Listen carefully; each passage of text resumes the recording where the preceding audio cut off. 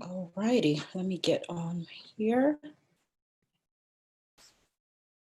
To make sure that we are in fact righty. Let me get on here. In fact, righty. Let me get on here.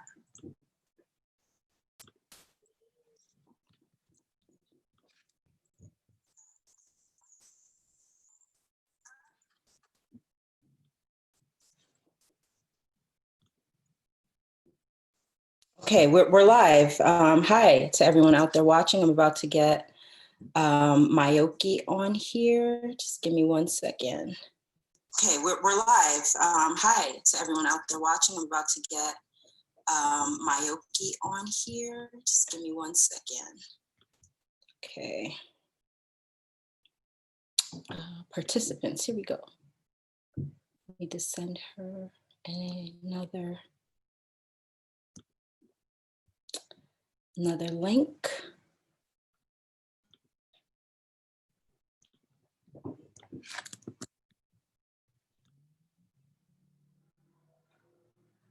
Okay, we're about to get started, everyone. Hi, thanks for watching. I did unmute my computer.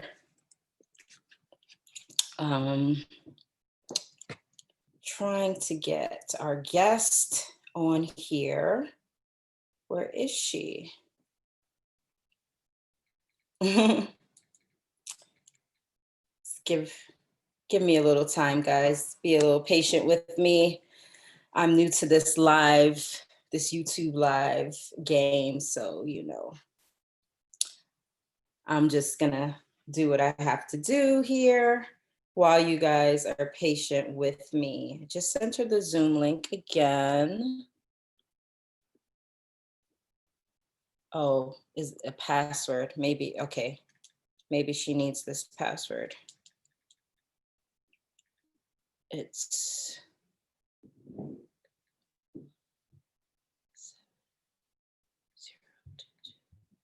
okay.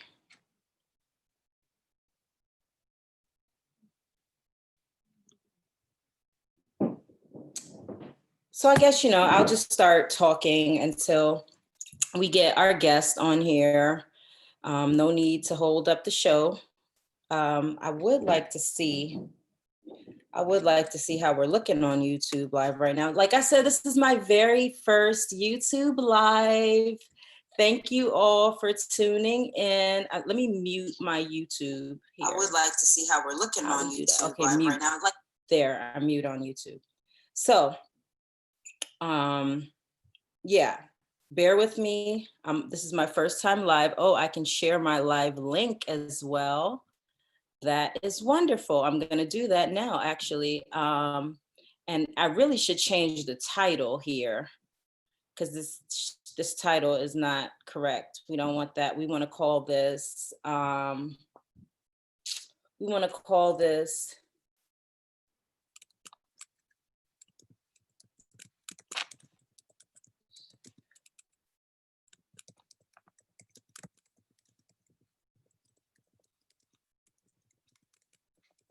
okay, so we're gonna change the title there.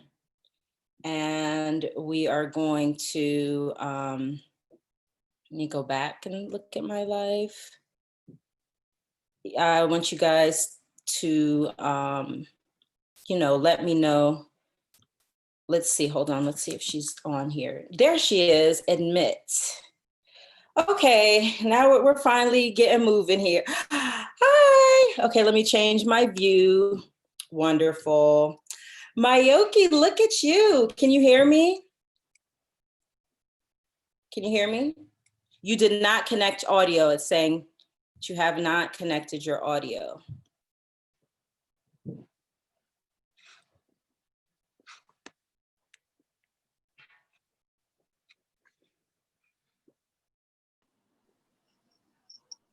Okay, now you've connected the audio. Okay, wonderful. So like Sage. The visual and the audio. I think you have to like feature, I don't know, am I getting an echo? I don't really hear an echo. Okay, great. Wonderful. So, all right. So we are live. I actually was just about to share the YouTube link for anyone who wants to tune in. We are getting started a little bit late and it's all my fault, but we have so much information to cover today. First of all, welcome, Miyoki. I'm so happy to see you. Do I look overexposed? Like, is the lighting overexposed? Should I back up? You know me, I don't ever think you can be overlit. Like, you're well lit. Okay. And it looks great. So I don't have an issue with your lighting. I'm so happy to see you safely in one piece. You don't have no injuries or anything. But first of all, I would like for you to just introduce yourself to everyone that's watching. Tell us a little bit about what you do, and then we're gonna get right into the protest and what went on in those New York streets. So my name is Miyoki. I am an artist. I make music, and you will hear that coming from me very shortly. Actually, I'm supposed to have this entire campaign. I had a show, but we all got hit with COVID, so all of our plans have been interrupted. I'm not alone. Yeah. But it looks like, you just got to follow God's plan. We have our plans and God has his plan. And I guess I'm like a freedom fighter now because I'm, dealing with a political war.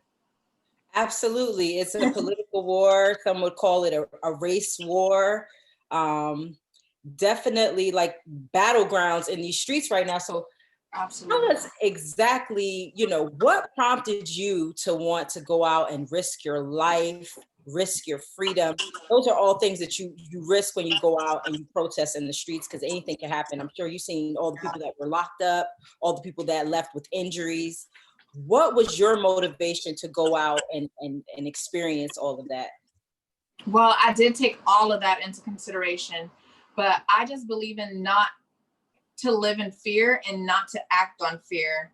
And if you feel fear, to act anyways. And we all know that was wrong, but also that was just the straw that broke the camel's back. Like, that's just one of millions of different issues and cases that have happened, and people are getting acquitted.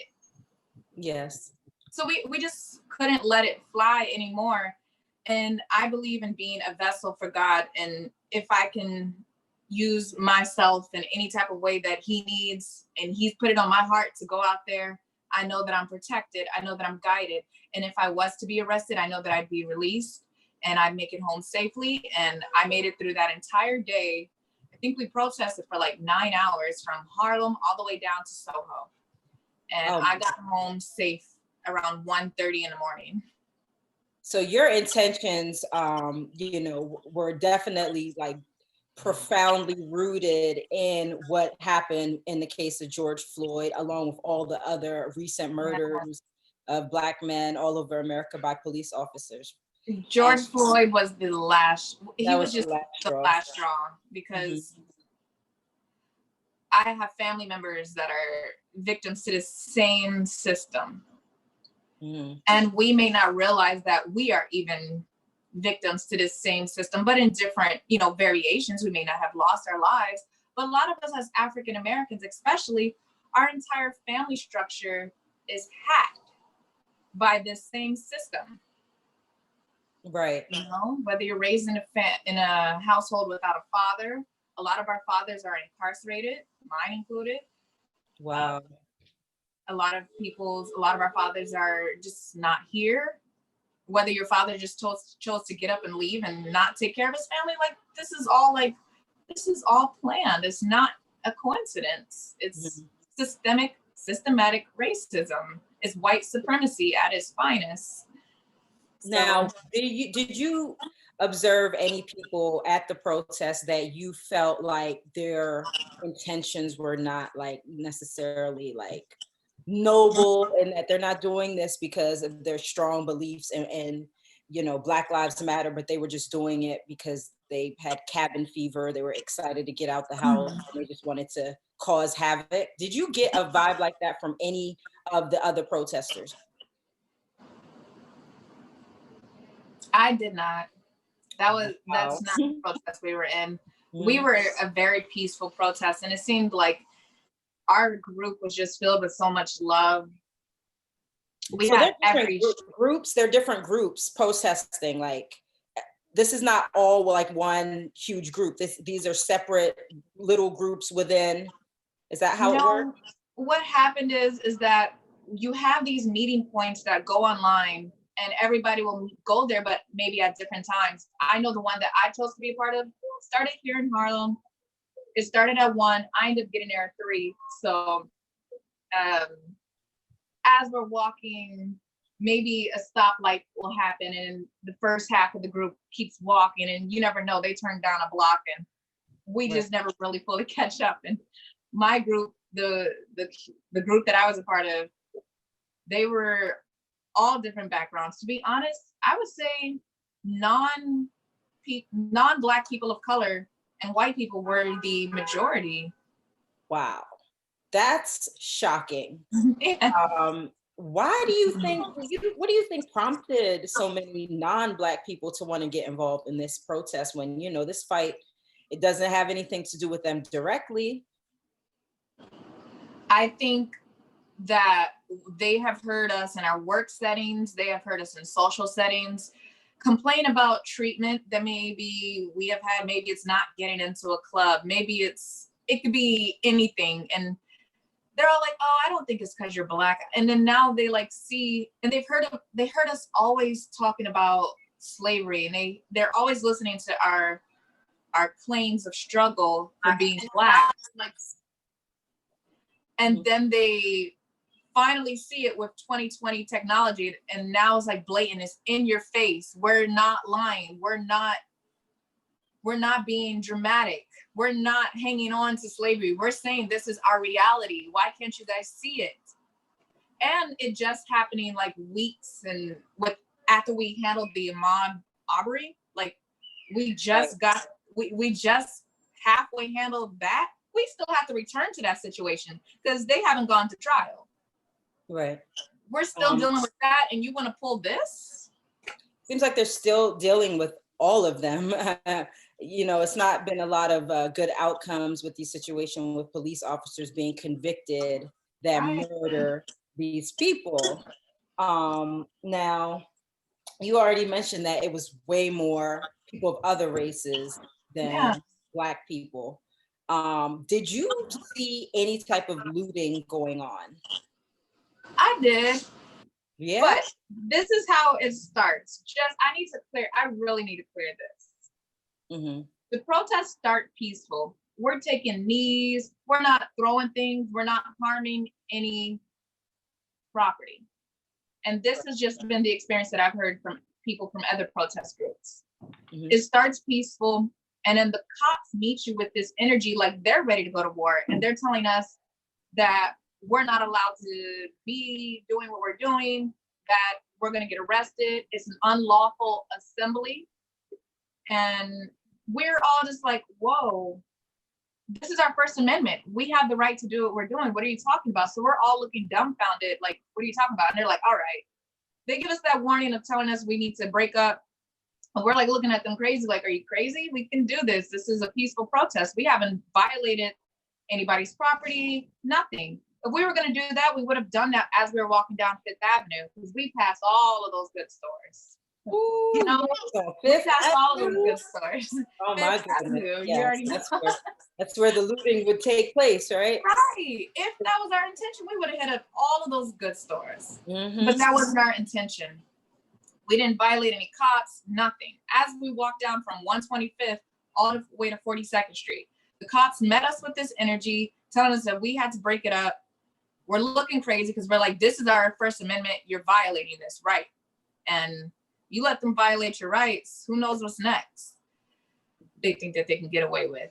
So that's when we're like, no, you're not gonna tell us that we have to disperse. We have the rights to peacefully protest. So now we're in defense because now they're grabbing whoever they can grab and slamming. They're physically grabbing people. Oh my God.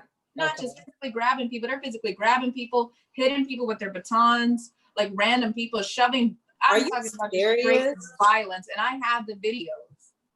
Yes, we're going to take a look at some of those videos that you sent me via DM. I'm going to be displaying some of those videos. But so just like that, it went from, okay, we're peacefully protesting to you guys have to leave to I'm shoving you and beating you with batons. There was no grabbing people, just like whoever that. they can catch. They didn't care if you were old, white, Asian, young, female. So- They would have like 10 male cops on a female and slamming people to the ground on that hard street pavement.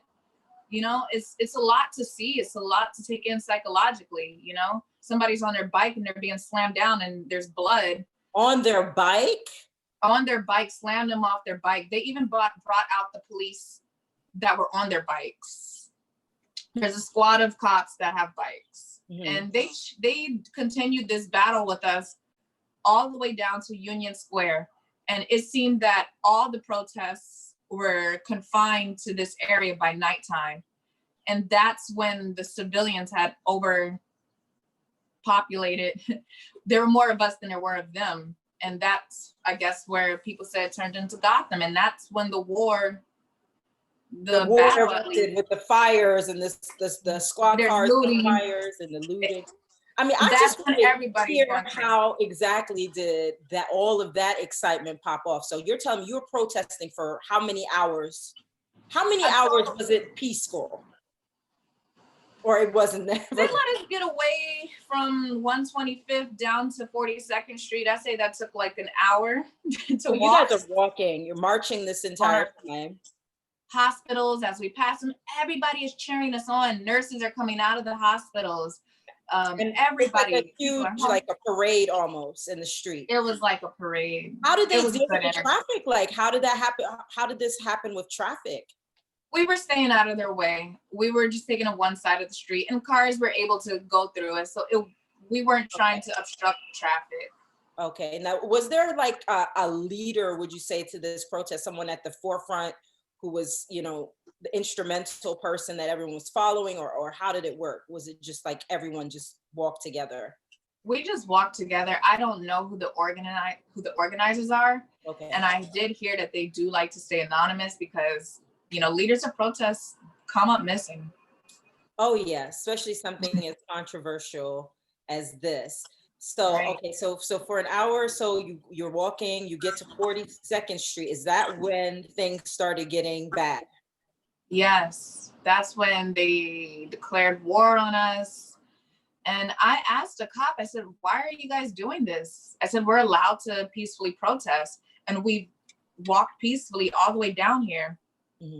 And he had the nerve to tell me, come on, look where you're at, 42nd Street. This is where the money is. But we were headed back uptown because we reached 42nd Street and we crossed over and we were headed back up. We got to 47th Street before they were like, break it up. And we're like, no, we do not have to. Mm-hmm. Wow. So, okay. So at that point, that's when the police started getting physical. And that's when people started. Tell me about when you said by the time you got down to Union Station, that's when it turned into more people than cops. So yeah. At that point, what exactly was the dynamic like between you and the police? Was it more like, I mean, did it ever get to the point where people were like, say, beating up police? No. They were throwing things at the police, like water bottles, nothing that would actually hurt them. They were throwing water bottles mostly. Okay. And then if they got a hold of a car that wasn't guarded, they were definitely breaking in those cars. Destroying their cars. And setting it to fire. How many cars did you see on fire? Police cars? 3 cop cars got blown up. Maybe, wow. No, I think 4, there was a small little one that got blown up too. You know, and some of them had like paint stains. You know, they were throwing things at the cops, but the cops declared war on a peaceful protest. And mind you, the people that are protesting are primarily artists. These are passionate people who, you know, mostly live their lives on the limb, on the, you know, as it comes. They're not scared of much. And especially since we're in a pandemic, nobody has anything to lose. And not only that, but people have more free time on their hands because, you know, if you don't have to go to work, which you would normally do, you're at this protest. I'm just like so shocked at the, you know, the way the police reacted. Now, how do you think that, or how would you say that this movement, this Black Lives Matter, these protests that we're doing now, how would you say that they're different from what went on back in the civil rights movement in that era of protests? It has a lot of similarities, but what, if any, do you notice any difference? What I would say is that, so I just spoke about this with a friend yesterday. It seems that every generation has this battle, and they had it with the Civil War, where there were people who felt like they should have, that they had the rights to own slaves, and Yankees were taking that right away from them. So you have that, even though I don't know if we were actually in that battle, but you have that. Then you have the 50s and the 60s movements, the boycotting. And then you have the, like, I guess it was like around the 60s, the 70s, the Black Panther Party and the Black Panther Committee, two different parties most people don't know. You have that whole movement, Black Power, Vietnam, of just lots of protesting. And then I'm just saying, like, it seems like it's generational. Then the next generation, our parents' generation, was the Rodney King. And you have that. And now you have our generation. It's like every generation, is this a spiritual warfare? Is this a spiritual fight that every generation, when we grow up, we have to prepare to go to this battle? It seems like, to answer your question, the difference is, it seems like there's an accumulation of non-Black people joining and becoming allies each time. Because they're realizing, their eyes are opening. And we have more evidence. We have more evidence saying, no, we got it on video. Absolutely. That reminds me of a quote that I saw. I think it was Will Smith that said, it's not that there's more racism now, it's just that there are more cameras now. Yeah. So back then we couldn't document every single thing, but now, I mean, to me, it's like the news that we get from Instagram and Twitter and Facebook, it's far faster than what we get on TV, and it's more accurate. It's unfiltered. So I do believe that that's the huge major difference now, is the way that we can document this protest and get every single side of the story, not just the side that the media wants you to see, because that side is very limited. It is. They just show the climax. And they're creating this narrative that people are running around rampant, going wild. That is not the case. The case is like what I just told you.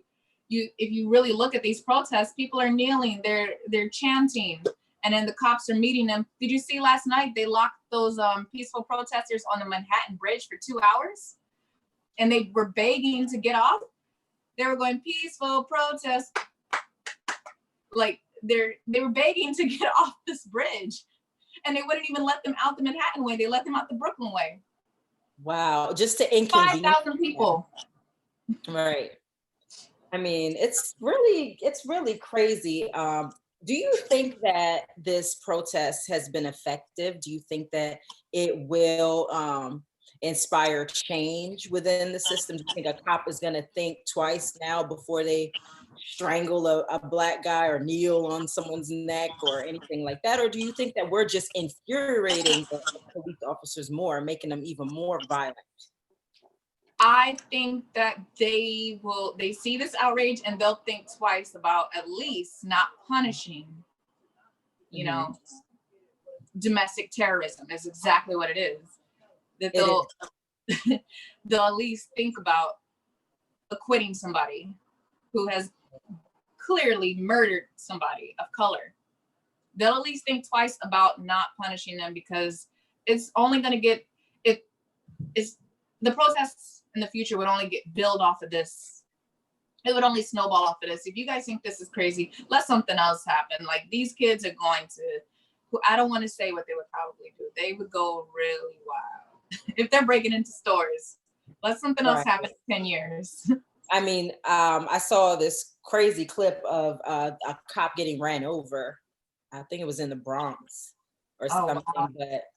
But did you see anything happening to any cops? Like you said, all that was happening to them was just they were being things were thrown, like maybe water bottles and things like that.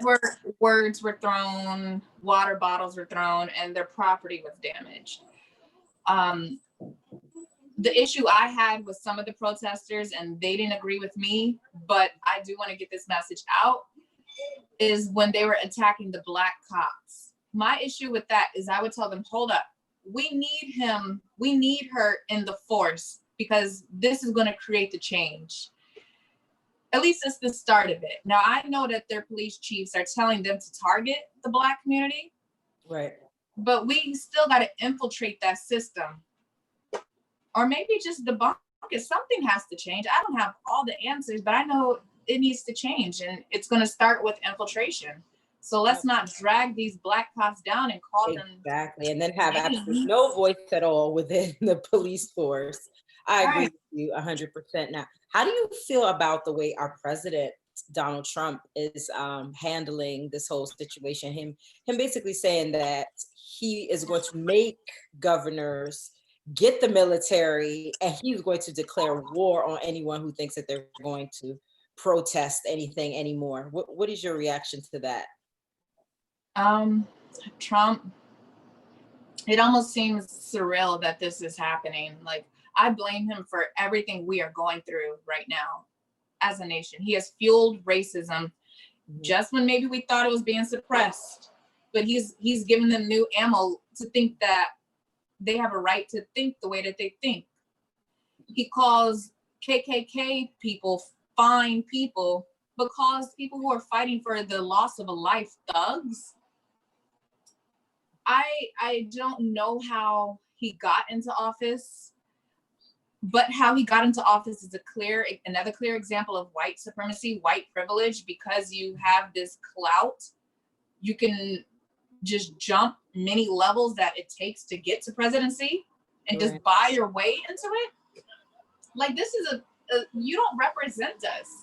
You represent an expired time in this country. That this is not the way that we want to grow. And if you're listening to the people that you're governing, the civilians, this is not how we think. This is not the direction we want to go with this country. Right. I mean, somehow he still manages to have supporters within all of this. And when they support him, they're just like, they're ride or die. It's like he can do no wrong to Trump supporters, which is absolutely crazy. It really is. So what is your advice to young people out there who want to join in the protests? Do you think that this is something you would encourage, or would you caution them, about maybe dangers of what could happen? If you're going to join the protest, be prepared. You can go with a friend, have an ally. I chose to go alone. I did have people that I knew that were there, and I also ran into some people. But for me personally, as a Gemini, just who I am, I like to be alone so I can maneuver how I need to do. Right. Easier to move around the crowd by yourself. Absolutely. Right. But maybe for yourself, it'd be better to go with a friend and go in clothes that can protect you. They are shooting, any type of gear that you may need. There's makeshift directions on how to make a tear gas mask. Maybe wearing an extra pair of pants under your sweats so the rubber bullets don't hurt as bad. They are damaging people really bad because the rubber bullets are not all rubber. There's actual metal and it's just coated in rubber. So it breaks skin. And really, honestly, what I was told when I was joining the protest is be prepared for anything. You may go to jail, you may get hurt, but soldiers that go to Iraq, that go to the Middle East and fight for whatever it is they're fighting for, our lives and our country, they're prepared for anything. So if you're willing to go to these battlegrounds, be prepared for anything. Now, your outfit that you had on did not seem very protective. I'm going to show some clips. Yeah. Well, I didn't see what you had on Tuesday, but the first one, your outfit, it was cute. You know, it was Right. something that somebody would just wear to go hang out. So I usually do. how did you manage to come out without a scratch on your body or nothing? Like, what were you doing? Like I said, that's why I kind of went. My outfit was strategic. I went because I know the cops are crooked, and we have to be aware of our gifts. I'm like, okay, I know I'm cute, so I'm like, I know I can distract them a little bit, and they're going to be less likely to arrest me because they're like, Because you're so cute. right? They're like, she's not a threat. I know. Yeah. I am aware of who they want, and also it's a decoy. I was using this vessel as a decoy, you know, distract them or just at least prevent myself from getting arrested. Right. And it worked because you came out without a scratch on your home. body. You didn't, nothing bad happened to you. They didn't even chase me. Wow. Okay, now I want to get into some of these videos and photographs that you sent. So I'm gonna get those up on the screen here so we can just, you know, and kind of walk us through Yeah, some of the stuff that we saw here. All right, so we're gonna, oh, hold on just a second. Guys, gonna get this up here and we're going to get into, you know, what was happening for some of this. Oh,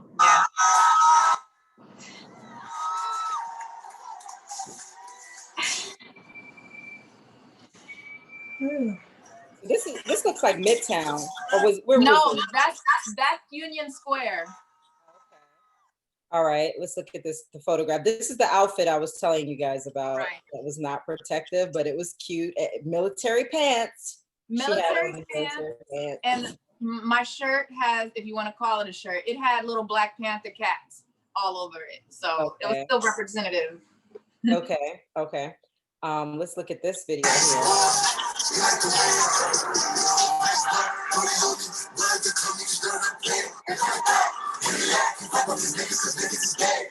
Okay, that looks like the club. Tell me what was going on there. That's in the middle of, that's the end. That's us, you know, somebody got a radio and we all just started dancing, you know. That was like celebrating not having injuries, not going to jail. Yeah, because it did get, I'm not gonna lie, that's like towards the end. It got to the point where they were just taunting the police. So we, you know, we're dancing and we're having fun, you know. That's the nature of our people. Music is a part of our spirit, you know, it's a spiritual thing. Now, what was going on here? It looks like you're pointing to something.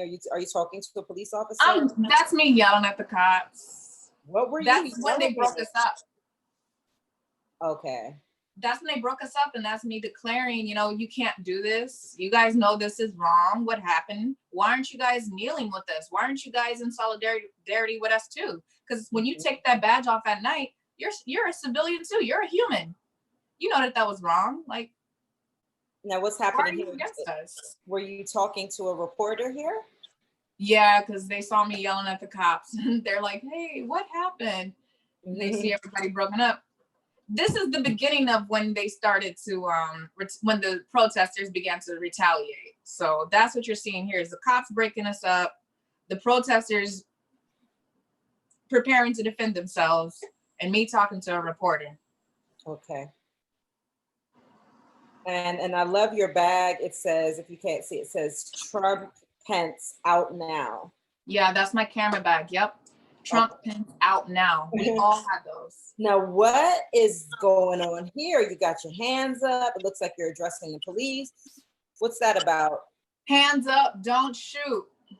Okay. Because they're so trigger happy. Don't shoot me just for standing here.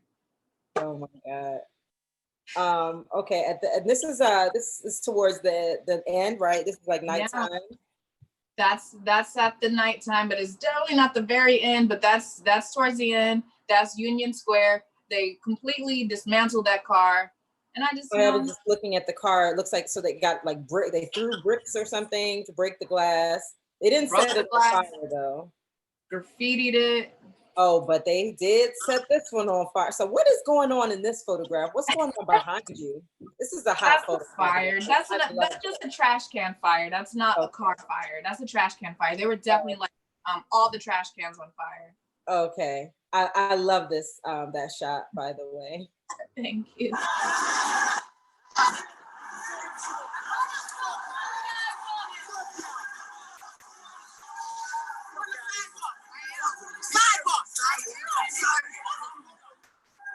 This is an unlawful assembly. Okay, I'm gonna play the next one and then I'm gonna let you explain.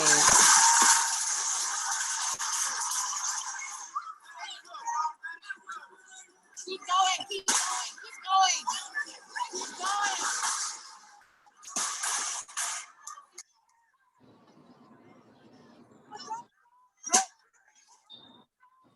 Keep going. Let's go. Don't talk to the police. Let's go. Okay, we're gonna take a pause here. I want to come back to you. I want to hear some commentary about what we just watched. What was going on in those clips? That's the beginning of the war, if you will. Like if you see the beginning videos when I'm just like yelling at the police, that's me saying, that's them breaking us up and ripping people from the crowds, and they're being violent with us. So now you have the protesters who go from 0 to 100 real quick. You know, we go from our generation, we go from meditating to you push us, we're like, now we're fighting, you know?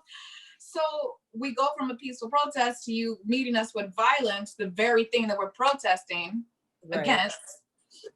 And now we're like, F you guys. Like, you care more about this material shit than you care about our lives. Mm-hmm. Now, what was going on with the trash cans? People were they pulling trash cans out into the street, or what exactly was this? Right. So now, because they're telling us that we got to stop what we're doing, the protesters, they took one of the barricades that they used to guard the sidewalks that they were using to disperse us. They took it and they put it in front of the street. So you see them pulling that, and they're just moving things into the street so that way, as defense, so the cops couldn't get to us. So they're bringing gates in front. They're using the cops' defense against the cops. So they're pulling trash cans and throwing it in the middle of the street so the cops can't get to us, and we have a chance to get further downtown. And this went on from 42nd Street to 14th Street. Oh my God.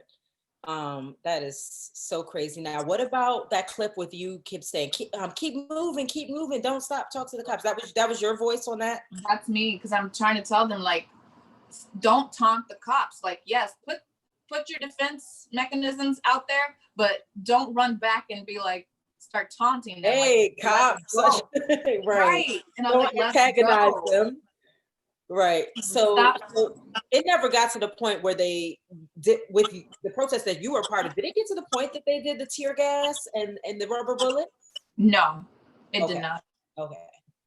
Thank God. Mm-hmm. Yeah, because that could have went horribly wrong if you would have been around for that. Now let's finish up the rest of these clips here. Gonna just share the rest of what you shared with me. So let me get this. Okay, just a second. Right. So you see in that video, he's dragging a trash can. Right. So now we're gonna take a look at what's the next one. I think we saw that trash can one. We didn't see this one. Yeah. More trash cans being dragged. And you see the gate. That's the gate I was talking about. They're blocking the cops off.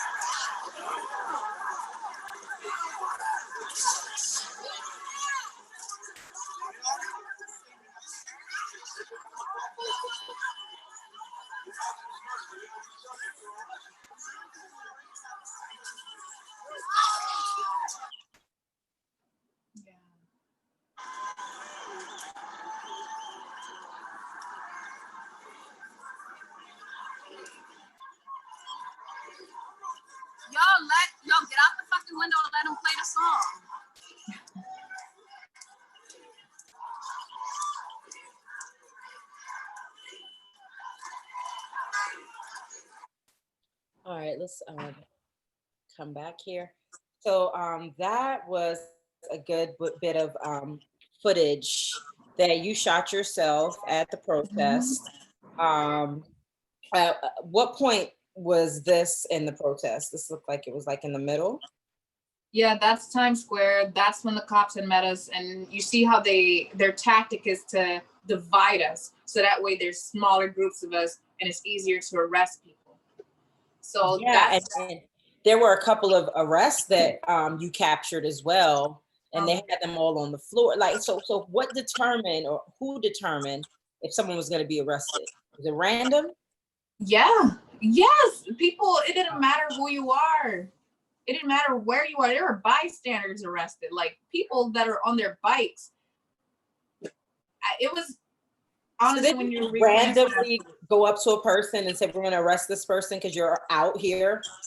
And whoever they can catch, there were no rules, there were no patterns. The only thing that we knew was like it was like playing tag when like there was a certain post or something. It's like, okay, I'm safe. That post was the sidewalk. If you were on the sidewalk, they could not legally arrest you because then you're not obstructing traffic. So, okay. And you can say, well, I'm trying to go home. So that's why I would tell them to like, yo, come to this, do what you do. Let's get back to the sidewalk.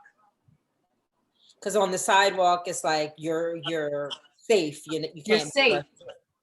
Yeah, even though they still would, grab people, but that was really scary, and really to see it in person it made me tear up because it's very sad. It's extremely sad. It's very sad to see somebody hurt.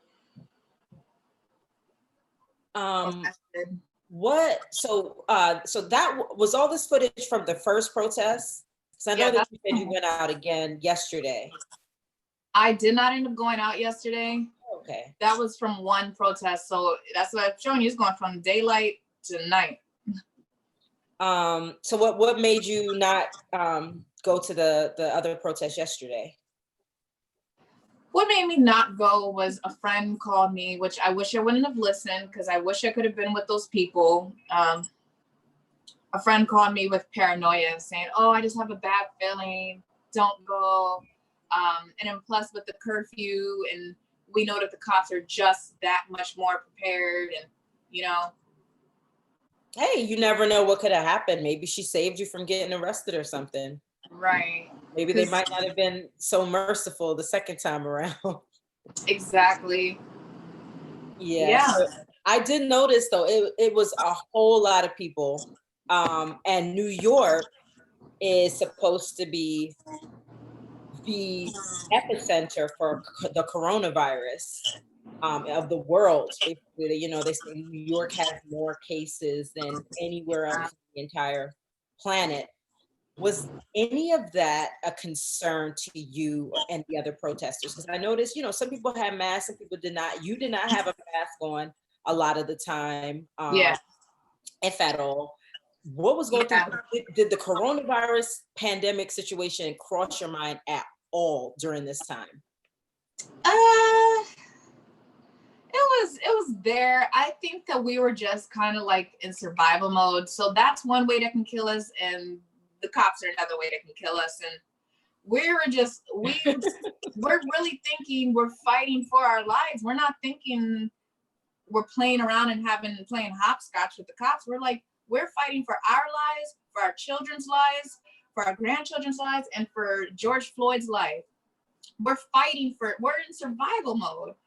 So we're like, fuck it. If our lives don't matter, But I did have a mask on some of the times, and a lot of people did have masks, but like I said, I believe we were just like in survival mode. People were just trying to protect life. Were people social distancing at all? Were people standing 6 feet away from each other? No.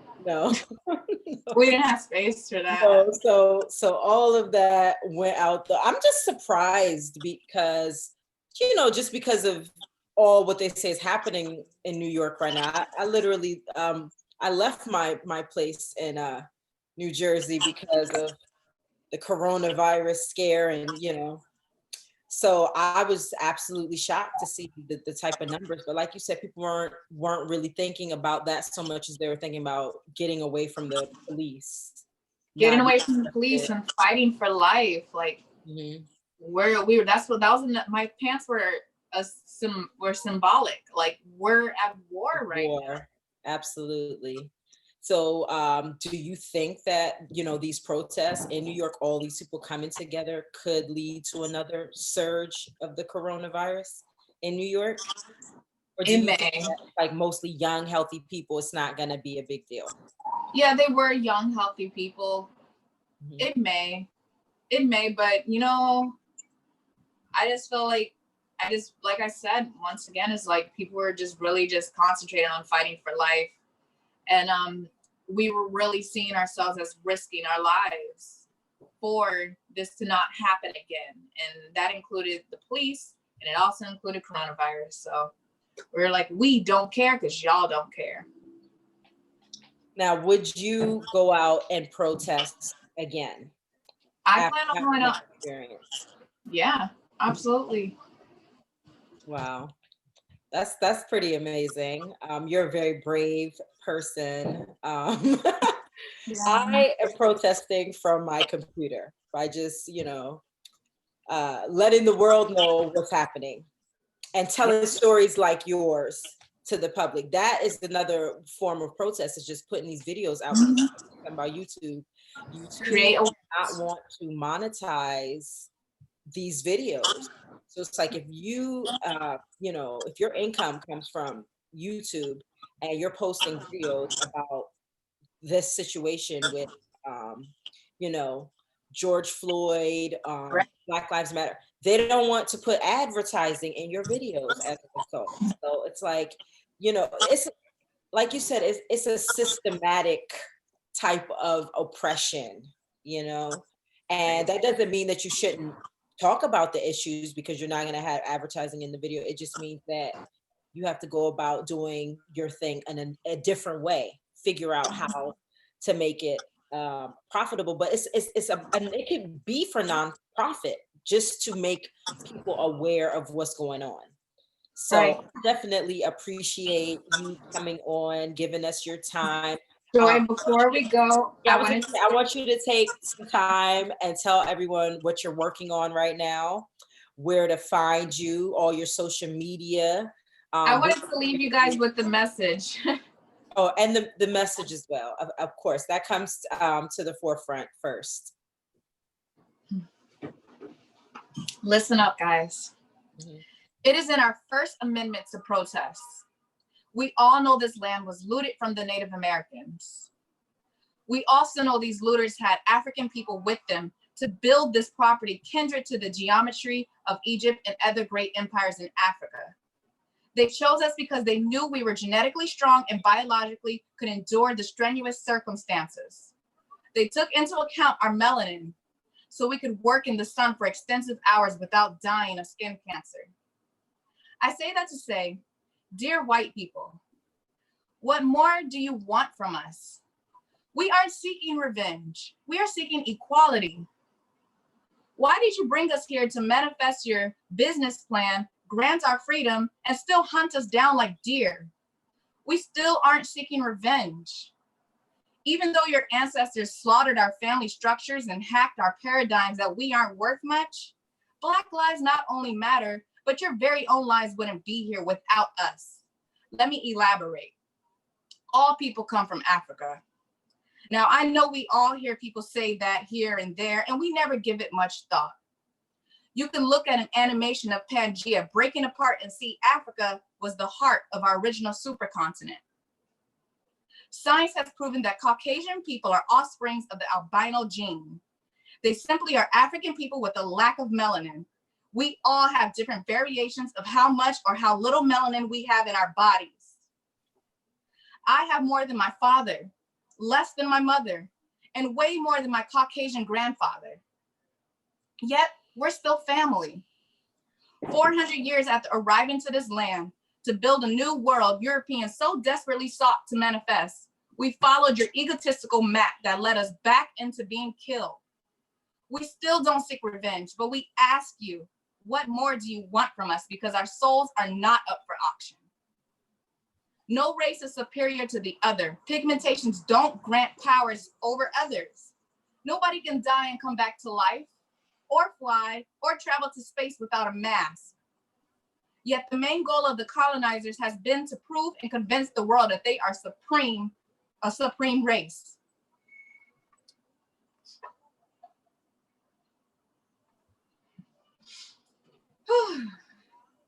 And to my brothers and sisters, including the Dominican population that choose to ostracize us, we love you. And we are fighting so you no longer feel you have to escape us. Thank you. Thank you. That was beautifully written, Miyoki. I loved it. Thank you very much. You're You a guys, writer as well, right? yes, I write music. Writer, musician, actress, and model. Yeah, but That's we're more than- consolidating all that. Now, someone on here by the name of Sick Duck wants to know, why do you have a Japanese name? Are you a weeb? What is a weeb? I don't know what that means, but why do you have a Japanese name? They want to know.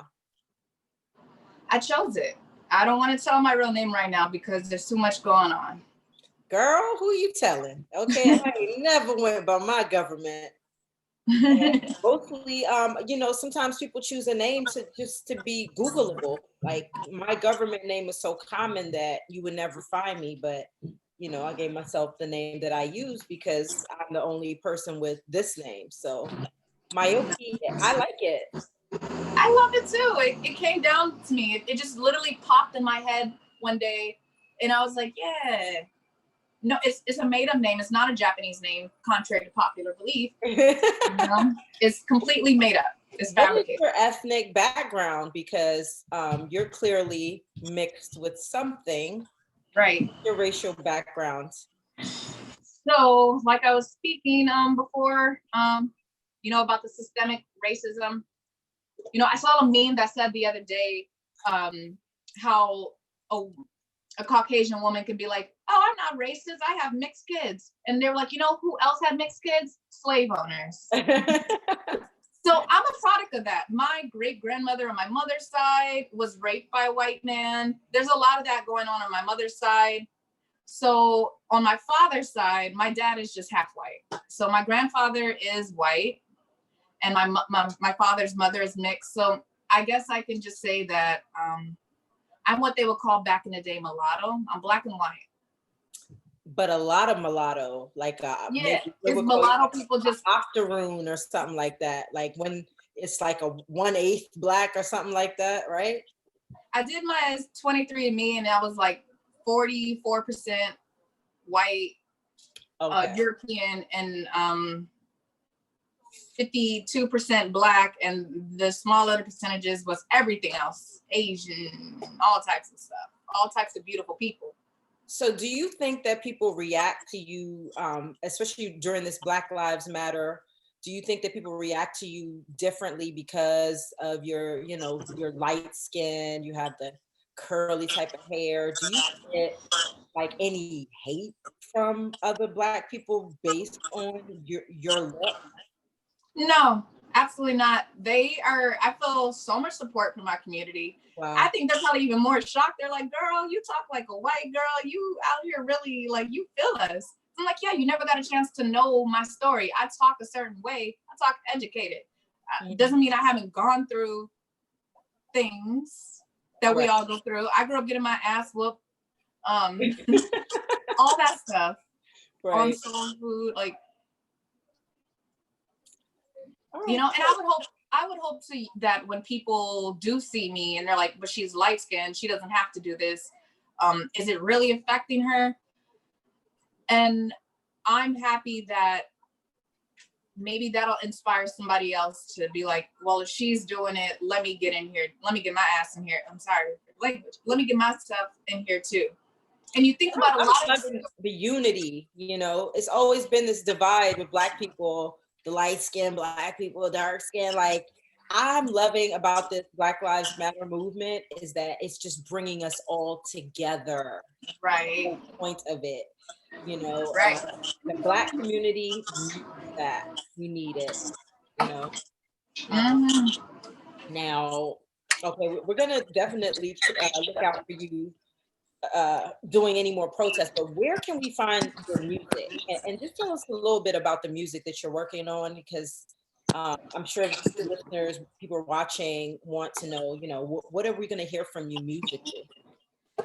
All right. So during this pandemic, I have been working on my music theory. I take dance at Alvin Ailey. I have a lot of work that I have not been able to put out yet because it's just not concentration with everything else that's going on. You know, lives matter more than art. So I do have an EP coming out to showcase all the things that I've been able to hear musically, theorily. And it's good. It's really great music. I love real instruments, and I don't listen to other current artists because I do not want to sound like them. So I listen to a lot of artists from back in the day, like the 70s, the 90s, the earliest. So I want to contribute something to our generation other than everything else that you hear. Not that it's bad. I just want to give something new. Different, right. So How would you describe your music though? Is it R&B? Is it soulful type of music? It's definitely R&B. Definitely R&B and soul. Oh, wonderful. Yes. And I'm dancing a lot, and I'm singing, and I'm using different visuals that you're not seeing right now. Oh, Different. Yeah. Okay. Very different. I'm inspired by a lot of old movies. Who are some artists that you are, you know, and you look at their work and it inspires you? Because you did say older, you listen to older stuff. So who are some older artists that you like? The most current artist, and she really hasn't put anything out in like 10 years, is A. Marie. I love her. And you know, you have A. Marie vibes too. So I love me some A. Marie. I love Beyonce. Like, she's still also from that generation. Yeah. You know, she's still putting stuff out now, but I'm saying like she was Beyonce then. Denise Williams, she sings Free. That's from the 70s. Al Green. I would have to look at my phone. I always forget when people ask me. Oh, Sade. Oh, I love Sade. Sade. Prince. Timeless. Those type of music, definitely timeless. Like, you could play a Sade song right now and it's still a hit. It's still a hit. It's still a vibe. That's the type of music I like. So I can't wait to get your music. Now tell us where to find you. I know you have a lot of fans and a lot of people who want to be your fans. Oh, do you have a fans only, or is that something you're I did. I made one, but then I was like, I'm not doing that. I don't care what I would put up there. I made one. Right. I mean, you're a model. You have so many like professional pictures and stuff. I was like, you know what? I can still draw in a crowd through. I want to give, before I resort to shaking my tail or anything that's, you know, any other cheap ways, but I'm gonna just call it any cheap way for drawing attention.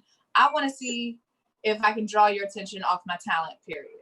So that's a card that I don't want to pull first. Like, can we try some other methods first? So I made an OnlyFans account, but I was going to perform and do shows there, but not to shake my little butt.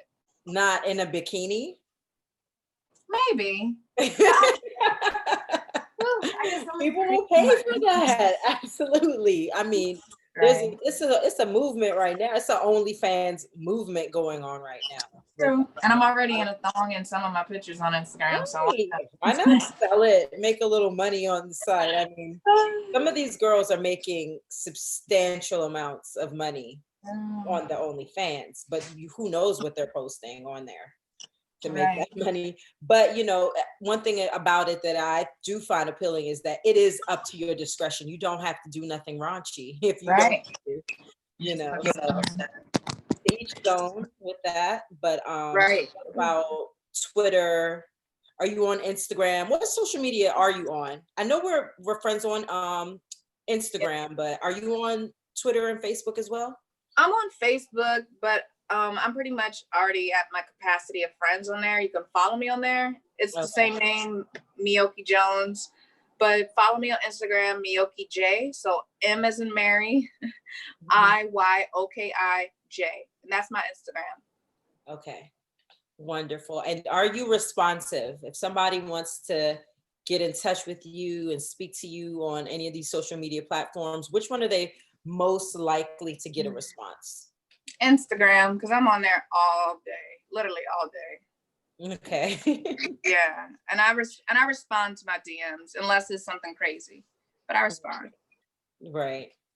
Well, thank you so much, Miyoki. I am going to definitely be promoting this interview. I think you gave us a really good, unfiltered look at what went on at that protest. I think a lot of people are going to benefit from hearing from you as to what to do, what not to do. Please let us know the next time that you plan on going out into these streets. And I hope that you're keeping safe when you do so. Yeah, I just really wanted to change the narrative. People are not running wild, just looting, at least for no reason. Like the cops are provoking people, innocent people, you know? Right. Absolutely. So we're going to end now on this positive note. Thanks again for that very well written piece that you did. Was that more like a speech, or what would you call that? Just your thought. Declaration of Independence. Declaration of Independence. Thank you so much for that. It was beautiful. And everybody, take care until the next time. Black Lives Matter. Black Lives Matter. Power to the people. Power to the people. All right. Later. Bye-bye. Love.